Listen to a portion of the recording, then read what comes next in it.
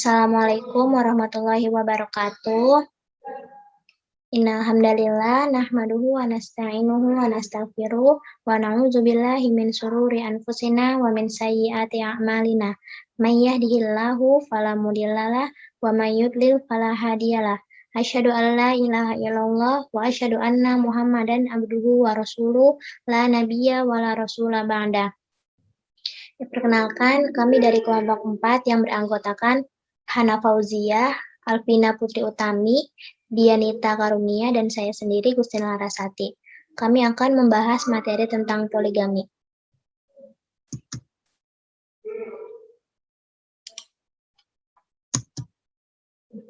Materi pembahasan yang akan disampaikan yaitu 1. Pengertian poligami, yang kedua dasar hukum poligami, yang ketiga tujuan dibolehkannya poligami, yang keempat alasan dan syarat poligami, yang kelima alasan dan syarat-syarat poligami menurut undang-undang, yang keenam pendapat para ulama tentang poligami, dan yang ketujuh hikmah dari poligami.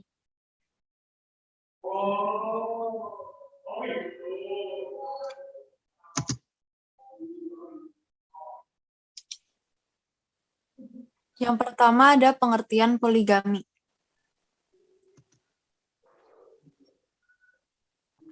Poligami berasal dari dua kata, yaitu polu yang berarti banyak dan gamein yang berarti kawin. Poligami merupakan perkawinan dengan salah satu pihak, suami, mengawini lebih dari seorang istri dalam waktu yang bersamaan.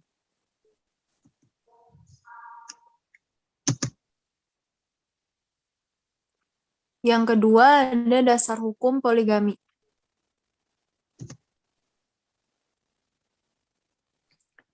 Dari Ibnu Umar bahwa Ghailan bin Salamah Ats-Saqafi masuk Islam, sedangkan ia mempunyai 10 orang istri pada zaman jahiliyah.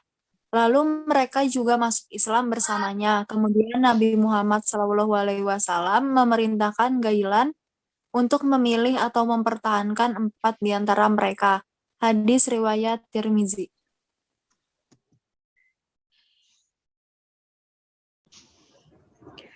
Yang ketiga, ada tujuan dibolehkannya poligami.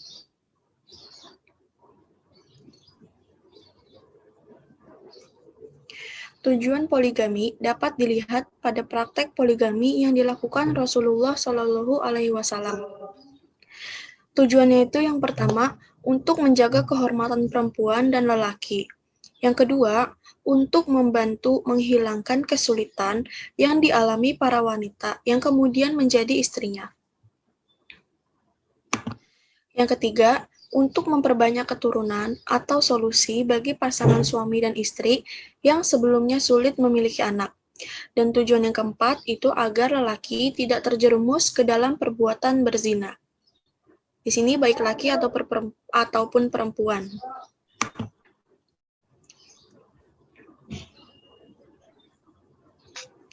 Poin yang keempat itu ada alasan dan syarat poligami.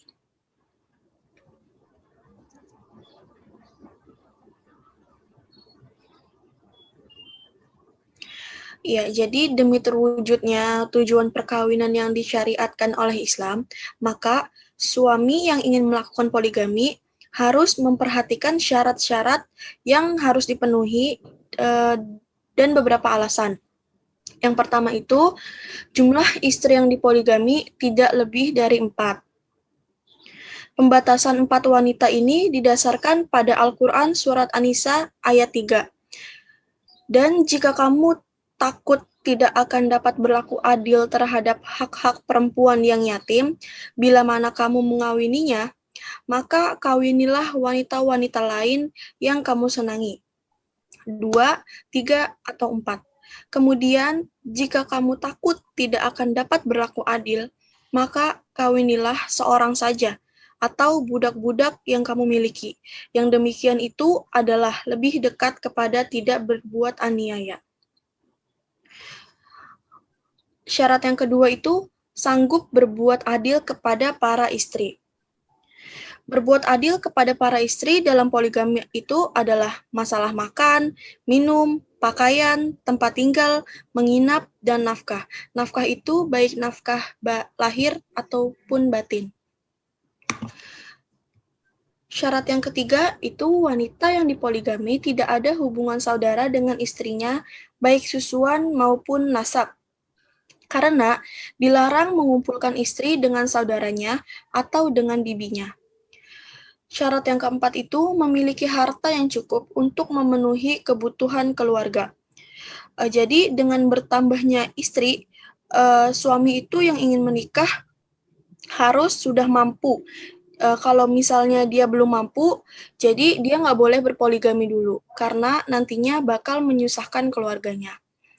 Terus, syarat yang kelima itu ada persetujuan dari istri. Nah, hal ini sesuai dengan posisi suami dan istri dianggap satu kesatuan dalam keluarga. Apapun yang dilakukan oleh suami dimintakan izin kepada istri, apalagi masalah ingin beristri lagi. Persetujuan ini sangat penting demi keutuhan dan kelangsungan hidup berkeluarga.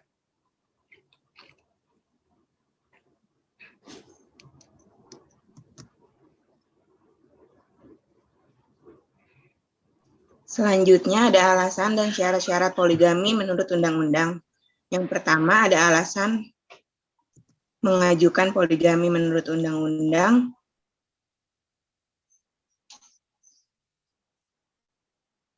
Yaitu yang pertama, istri tidak dapat menjalankan kewajiban sebagai istri. Yang kedua, ada istri mendapat cacat badan atau penyakit yang tidak dapat disembuhkan. Dan yang ketiga, ada istri tidak dapat melahirkan keturunan. Sedangkan syarat-syarat poligami menurut undang-undang, yang pertama adanya persetujuan dari istri atau istri-istri. Yang kedua, adanya kepastian bahwa suami mampu menjamin keperluan-keperluan hidup istri-istri dan anak mereka. Dan yang terakhir, adanya jaminan bahwa suami akan berlaku adil terhadap istri-istri dan anak-anak mereka.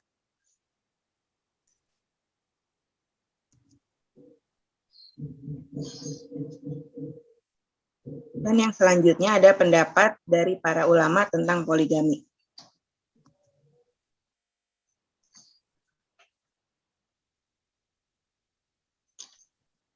Yang pertama, menurut para imam mazhab, seorang suami boleh memiliki istri lebih dari satu, tetapi hanya sampai 4 orang istri. Kebolehannya tersebut memiliki syarat, yaitu berlaku adil antara para istrinya, baik nafkah lahiriah maupun nafkah batiniah. Sedangkan menurut Muhammad Syahrur, Allah menganjurkan poligami, namun dengan 2 syarat yang harus terpenuhi. Yang pertama, istri kedua, ketiga, dan keempat itu adalah janda yang memiliki anak yatim.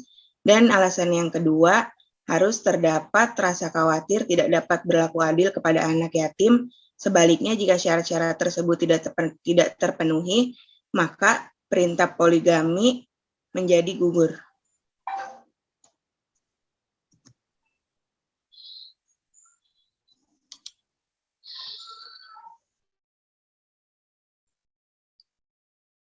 Yang ketujuh ada hikmah poligami.